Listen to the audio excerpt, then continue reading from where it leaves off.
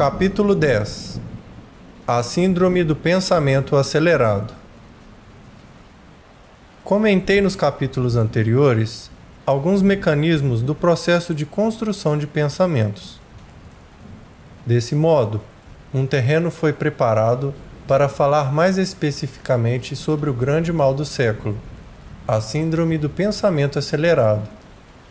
Assim, como tive o privilégio de descobrir a síndrome do circuito fechado da memória, que está na base de agressões domésticas, bullying, conflitos profissionais, suicídio, guerras e outras formas de violência, tive a felicidade de desvendar a mais penetrante e epidêmica síndrome que atinge as sociedades modernas, a Síndrome do Pensamento Acelerado. Ao mesmo tempo, no entanto, tive a infelicidade de saber que grande parte das pessoas de quase todas as idades é acometida em diferentes níveis por ela, incluindo crianças, ora tratadas como gênios, ora como hiperativas. Destruímos a infância das crianças sem perceber. Pensar é bom, pensar com consciência crítica é melhor ainda. Mas pensar excessivamente é uma bomba contra a qualidade de vida, uma emoção equilibrada, um intelecto criativo e produtivo. O pensamento acelerado. Não apenas o conteúdo pessimista dos pensamentos é um problema que afeta a qualidade de vida, mas, o que não se sabia, também a velocidade exagerada desses pensamentos depõe contra ela. Editar ou acelerar sem controle o pensamento é o sinal mais evidente da falha do eu como gestor psíquico. Ninguém suportaria por muito tempo ver um filme cujas cenas rodassem rapidamente.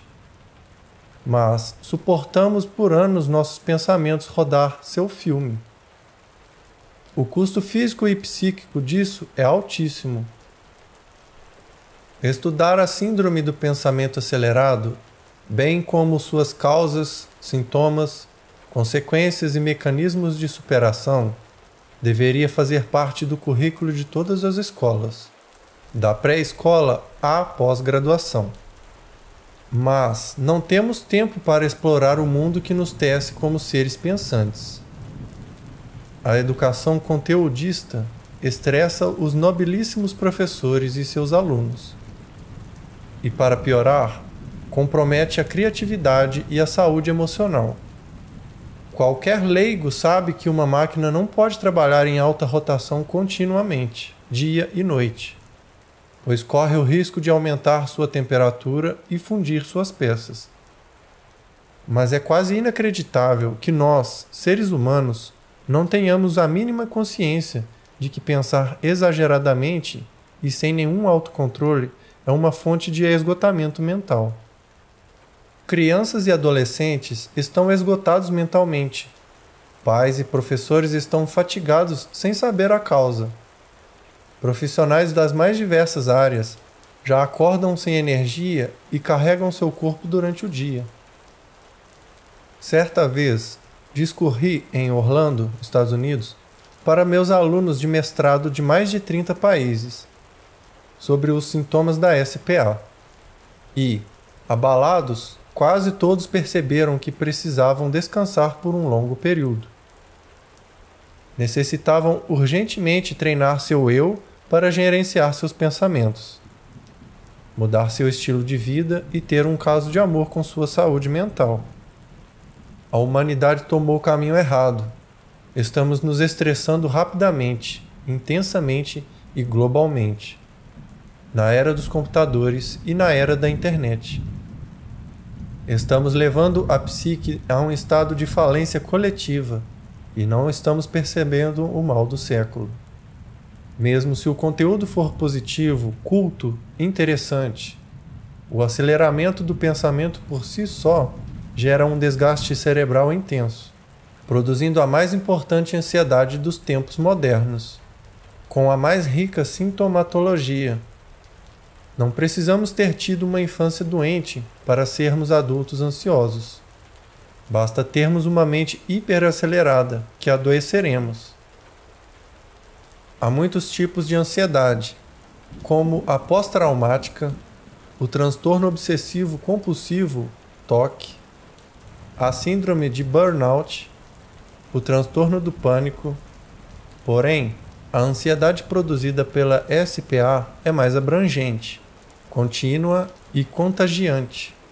Abaixo, vou relacionar alguns dos sintomas. Primeiro, ansiedade. Segundo, a mente inquieta ou agitada. Terceiro, a insatisfação. Quarto, o cansaço físico exagerado, acordar cansado. O quinto, sofrer por antecipação. Sexto, a irritabilidade e flutuação emocional.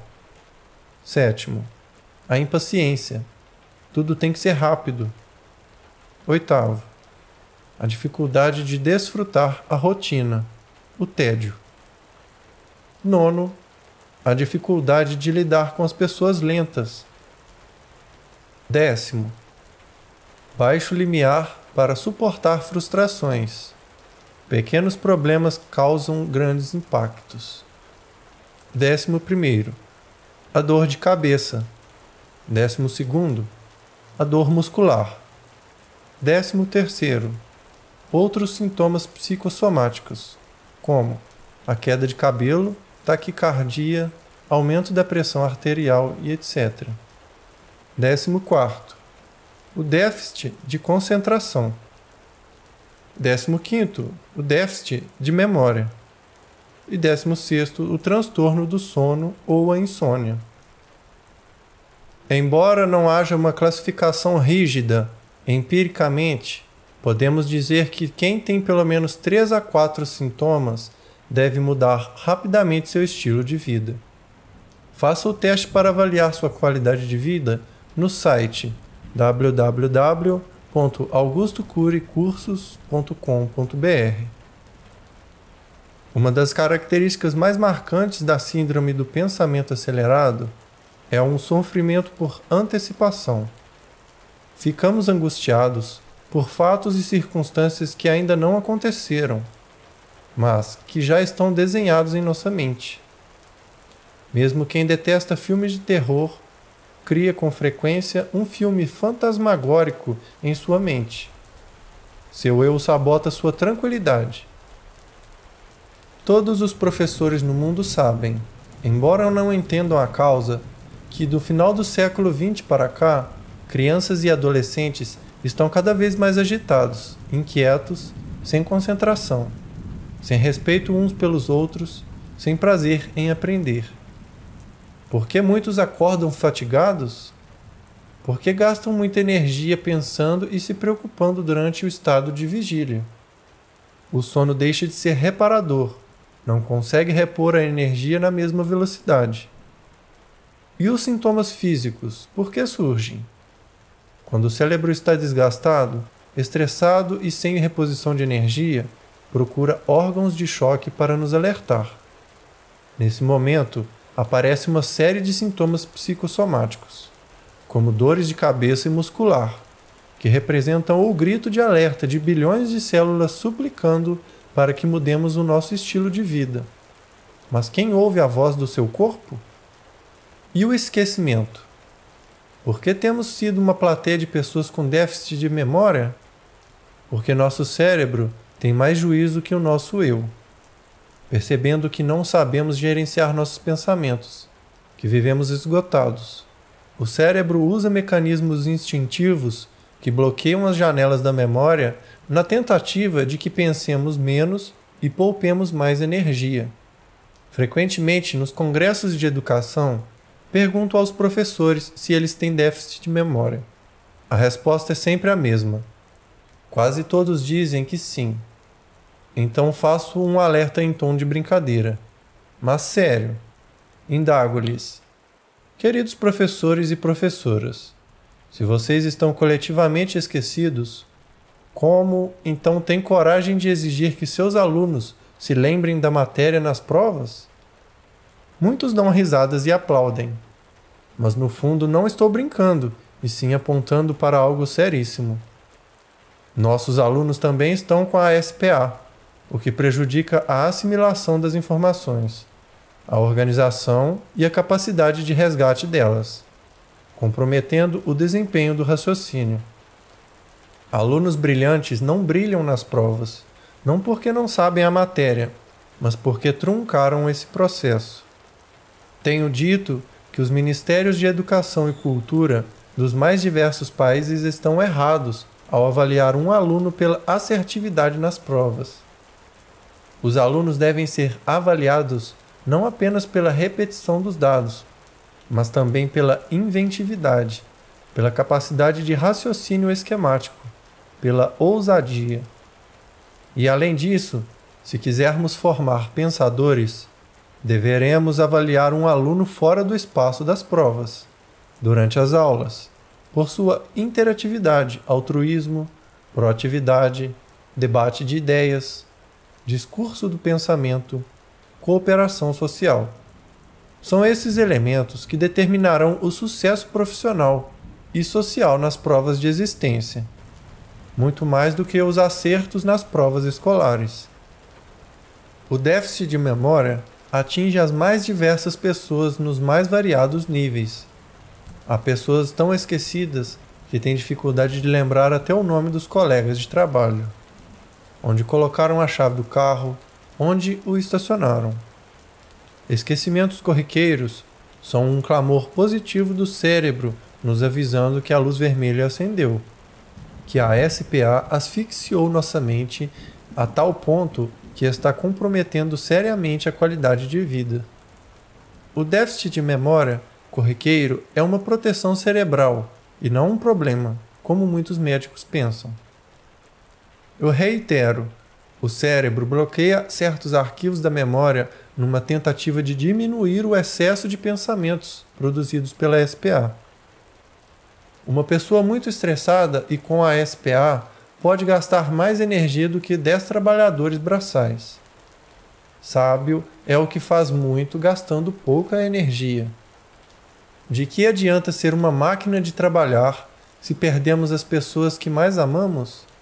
Se não temos uma existência tranquila, encantadora, motivadora? As pessoas que têm um trabalho intelectual excessivo, como juízes, promotores, advogados, executivos, médicos, psicólogos, professores, desenvolvem a SPA mais intensamente. As pessoas mais dedicadas e eficientes estão com frequência mais fortemente estressadas. Algumas das causas da SPA são: primeiro, excesso de informação. Segundo, excesso de atividades. Terceiro, excesso de trabalho intelectual. Quarto, excesso de preocupação. Quinto, excesso de cobrança. Sexto, excesso de uso de celulares. Sétimo, excesso de uso de computadores. O excesso de informação é a principal causa da SPA. No passado, o número de informações dobrava-se a cada 2 ou 3 séculos. Hoje dobra-se a cada ano. Achávamos que essa avalanche de informações que advém da TV, escola, videogames, smartphones, jornais, empresas, não era um problema tão significativo. Mas hoje sabemos que o fenômeno RAM arquiva tudo no córtex cerebral e sem autorização do eu, saturando a memória de uso contínuo. A memória de uso contínuo é o centro consciente da memória. Metaforicamente, representa o centro de circulação de um ser humano numa grande cidade. Em seu cotidiano, ele frequenta no máximo 2% das ruas, avenidas e lojas. Eventualmente sai para as áreas periféricas, que na teoria da inteligência multifocal chamamos de memória existencial, ou memória inconsciente, como já mencionei. Se saturamos a memória de uso contínuo, passando para 5 ou 10%, expandiremos os níveis da ansiedade vital e superestimularemos o fenômeno do alto fluxo, que por sua vez começará a ler rápida e descontroladamente a memória e a produzir pensamentos numa velocidade nunca vista. Gera-se assim a síndrome do pensamento acelerado.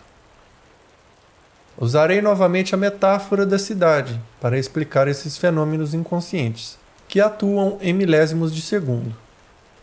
Todos temos nosso centro de circulação numa cidade. Na cidade de São Paulo, uma pessoa frequenta uma ou duas farmácias, mas há centenas de farmácias e em bairros distantes. Se para comprar um medicamento uma pessoa tivesse de ir a inúmeras farmácias e seguir as mais diversas trajetórias, demoraria talvez um dia ou talvez uma semana e poderia prejudicar sua saúde. Do mesmo modo, quando alargamos excessivamente a memória de uso contínuo, o centro de circulação da cidade da memória, desenvolvemos um trabalho mental desgastante e pouco produtivo. Nas empresas, muitas pessoas se informam e pensam muito, porém com pouca profundidade. As ideias originais desaparecem. A TIM estuda não apenas o processo de construção de pensamentos, mas também, entre outros, o processo de formação de pensadores. Estou convicto de que não é um excesso de informações e de pensamentos que determina a qualidade das ideias. Einstein tinha menos informações que a maioria dos engenheiros e físicos da atualidade, e foi muito mais longe. É a maneira como reorganizamos os dados, e não o excesso deles, que determina o grau de criatividade. Selecionar as informações é fundamental, mas, nesta sociedade urgente, somos péssimos para selecionar o cardápio da nossa mente. Engolimos tudo rapidamente e sem digerir. Como, então, não se estressar drasticamente? Estamos destruindo nossos funcionários das empresas, asfixiando os professores nas salas de aula e infartando os médicos nos hospitais.